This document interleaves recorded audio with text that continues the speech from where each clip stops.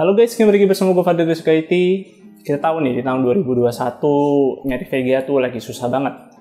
Walaupun ada ya harganya pada naik.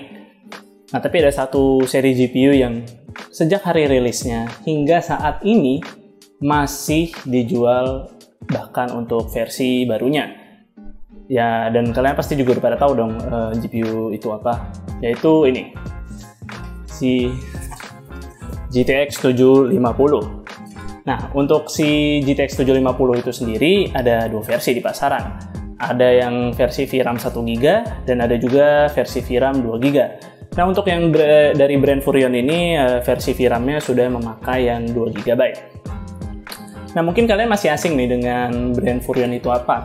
Asalnya dari mana, ada garansi atau enggak, atau jangan-jangan ini GPU-nya fake lagi. Nah, tapi tenang aja, setelah gue telusuri ternyata brand Furrion itu sudah di bawah naungan distributor resmi dari Indonesia yang bernama AGS. Dan distributor tersebut juga sudah menaungi banyak komponen-komponen PC lainnya di Indonesia. Dan brand Furrion ini tidak hanya menjual GPU aja, dia ada casing dan juga power supply. Dan di salah satu produk power supply-nya ada tulisan didesain oleh Sigmatech. Dan mungkin aja nih, brand Furrion itu merupakan sub-brand dari Sigmatech. Oke, selanjutnya gue akan unboxing untuk melihat isi paket penjualannya apa aja. Oke, ini box tampak depannya. Terus kalau di samping di sini ada tulisan display supportnya, berapa aja resolusinya. Di sini tampak belakangnya, hanya ada tulisan GeForce. Ini tampak samping kiri, di sini ada sistem requirement, kemudian spesifikasi dari si GTX 750-nya juga dituliskan di sini. Oke, sekarang kita buka boxnya. Di sini ada kartu garansi,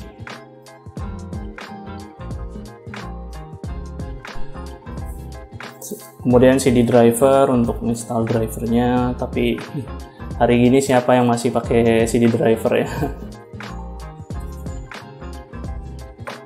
Terus kemudian ada quick installation guide. Cukup jelas di sini cara pemasangannya bagaimana, dan ada bahasa Indonesianya juga.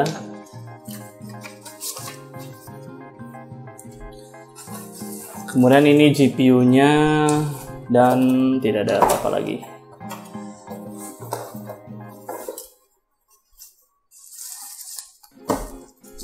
Oke. Dan ini si GTX 750-nya.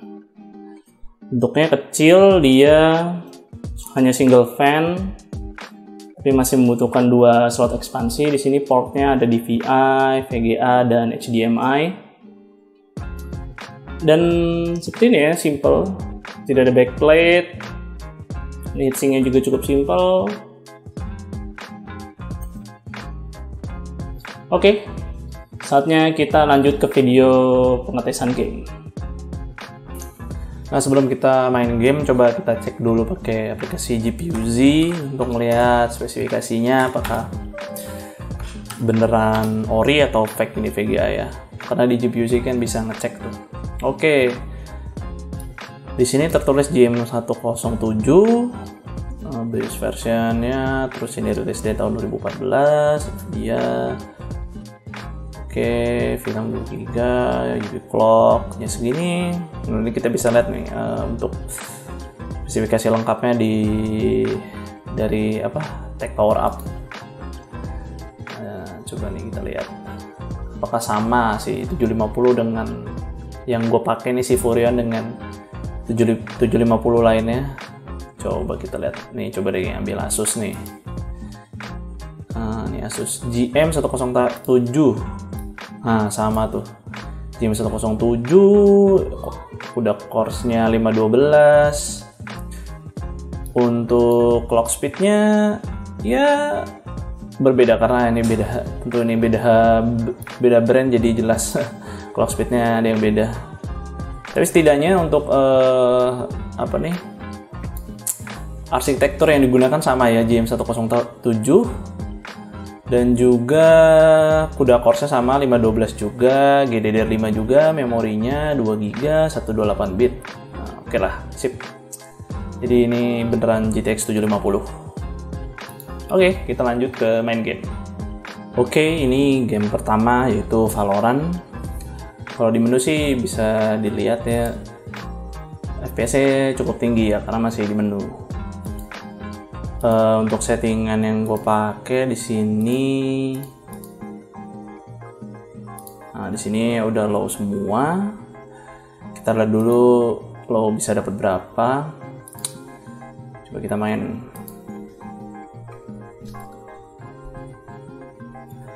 Nah ini gue recordnya nggak pakai nggak dari ini ya, nggak pakai GeForce Experience ya. Gue pakai capture card, jadi performanya nggak bakal kena pengaruh kalau lagi rekam. Oke, in game bisa gila sampai 200 cuy anjir. Oke, ini masih warm up. Oke, lumayan juga.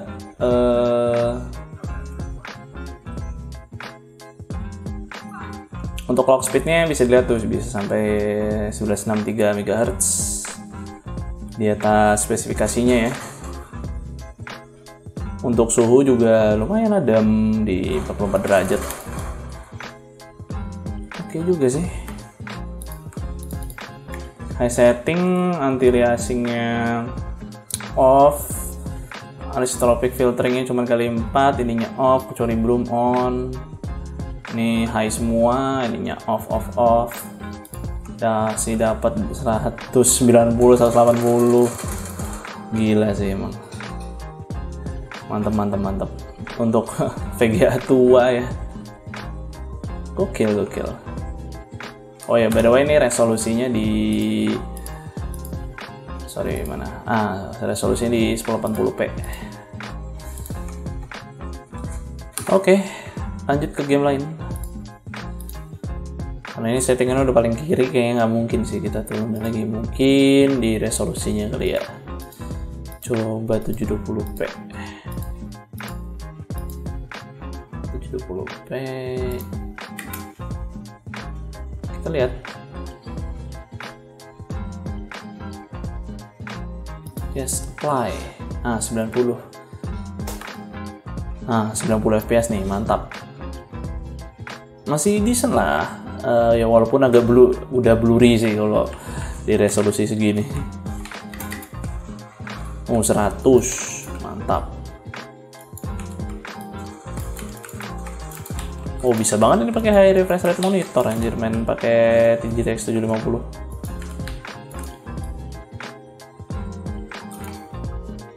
Nah sekarang nih gue mau nyoba dibalikin ke 1080p tapi render scale-nya diturunin. Oke, 1080p.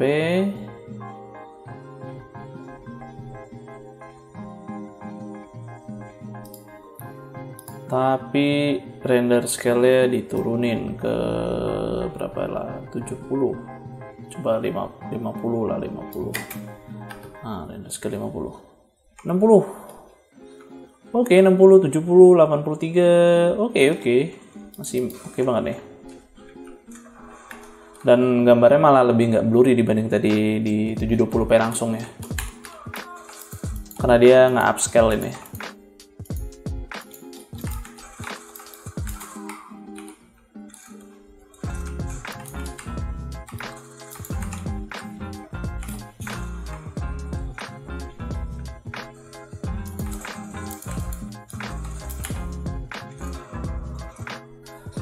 Oke, game selanjutnya itu Borderlands 3. Coba kita lihat di sini gue pakai settingan 1080p.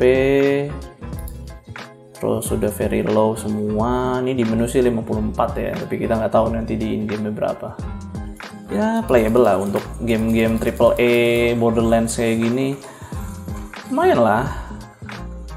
Coba tapi 29, 30. Oh, GPU usage udah 100%, udah mentok, udah pol ya.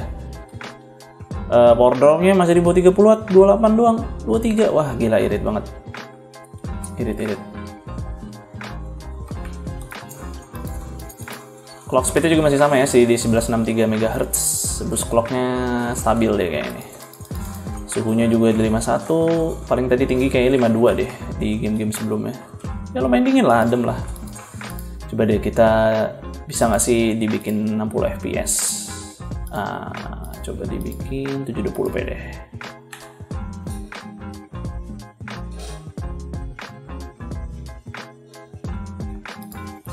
(720p) 60 fps, mantap. Grafiknya juga masih decent, boleh. Wah gila nih, oke banget.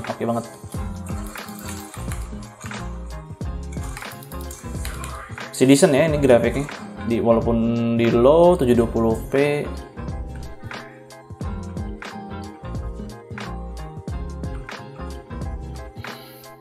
Oke, game selanjutnya Horizon Zero Dawn. Kita lihat sini settingannya apa. Gue pakai oke. 768. Duh, kok ininya ultra. Slow, bikin di low aja lah. For performance. Apply.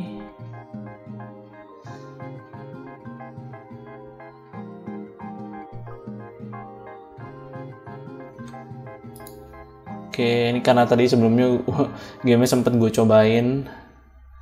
Nah, coba kita lihat nih di 1080p ya. Ini matiin dulu. Yes. Oke, kita udah in game. Dapatnya cuman 22 fps. Untuk resolusi natif 1080p nih. Nggak playable sih kalau di bawah 30 gini sih nggak enak ya. Agak blurry juga nih karena anti-res ini masih FXAA. Coba kita cari settingan yang nyaman kayak apa ya. Harusnya sih bisa lah ini mah. Coba kita turun render scale dulu ya. Render scale turun ke 70% dulu deh. Lihat nih, naik nggak ya FPS-nya? Masih 30-an dan ini blurry banget. Oke, ya 30 pas lah ya. Tapi gokil sih masih bisa main game sekelas Horizon Zero Dawn cuy. 30 fps. Coba kita coba lagi ya. Coba nih 100%. Salah terakhir ya di 720p. 720p. Nah. Oke, yes. Low semua. Ini ada nggak sih yang bisa mentok kiri lagi? Oh, shadownya bisa di off. Coba kita off. Shadownya di low dulu deh. Oke, apply. Mantap, 30-an cuy, 720p. Malah blurry-nya nggak beda jauh malah dari yang tadi 1080p di 70%. Oh ya sorry tadi by the way sebelum gue main ini gamenya tadi sempat ada warning ya karena VRAM-nya nggak cukup, dia butuhnya tuh 3 GB ya. Di sini juga kalian bisa lihat tuh VRAM yang dibutuhin tuh harusnya tuh 4 GB malah. Nah dia ada warning, VRAM yang dibutuhkan tuh minimal 3 GB buat jalanin game ini karena si 750 kan cuma 2 GB. Tapi untungnya sih bisa di bypass. Dan tetap bisa main, cuman ya jatuhnya sisa alokasi penggunaan VRAM-nya dia dilimpahin ke RAM semua tuh, makanya RAM-nya jadi makan 11 GB noh. Kalau RAM lu cuma 8 GB sih main game ini mah udah nggak tahu deh apa yang terjadi.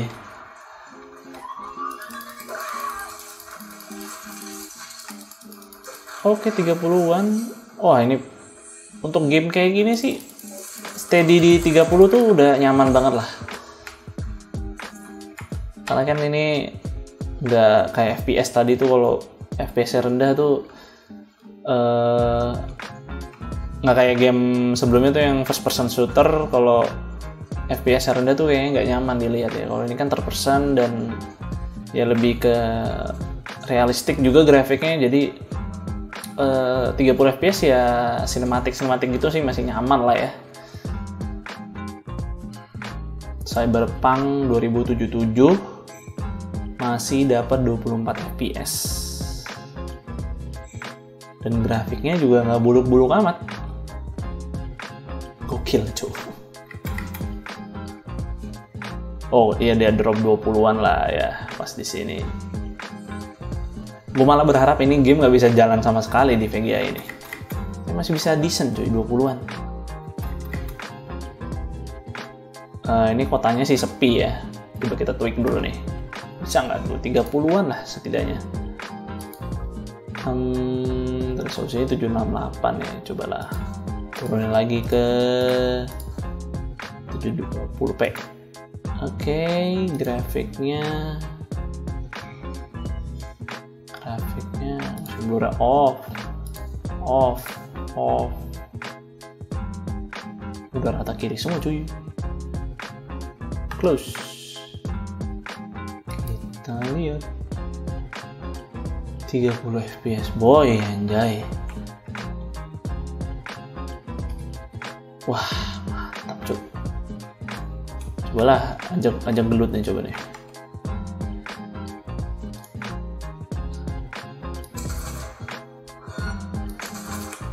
Wah, nggak enak banget sih main di frame rate segini.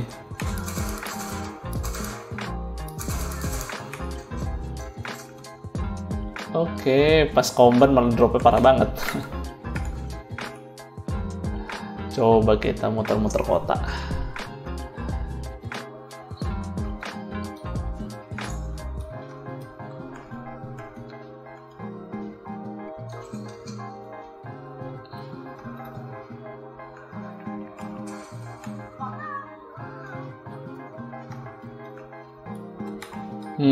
Coba kita cari settingan yang playable. Kita turunin lagi resolusinya. Tapi bukan resolusinya, tapi render scale-nya. Render scale-nya kita turunin nih. 75% mana tadi tuh? 75, oke. Bisa nggak dia? 4, oke. 28, oke. Blurry sih. Blurry parah.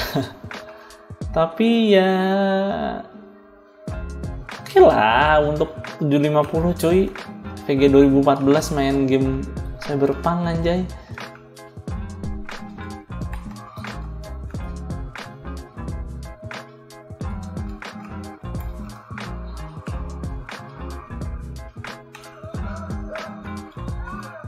Boleh lah.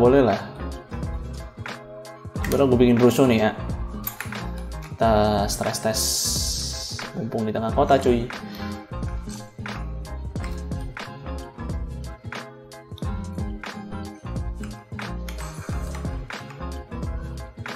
Kok bom gue yang itu sih? Sorry. Salah bom gue. Mana yang meledak ya? Ah, ini dia nih.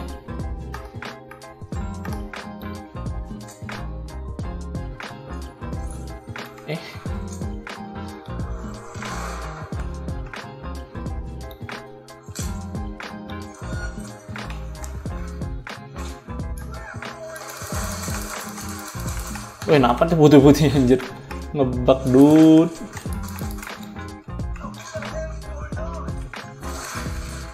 Aduh, udah mati lagi.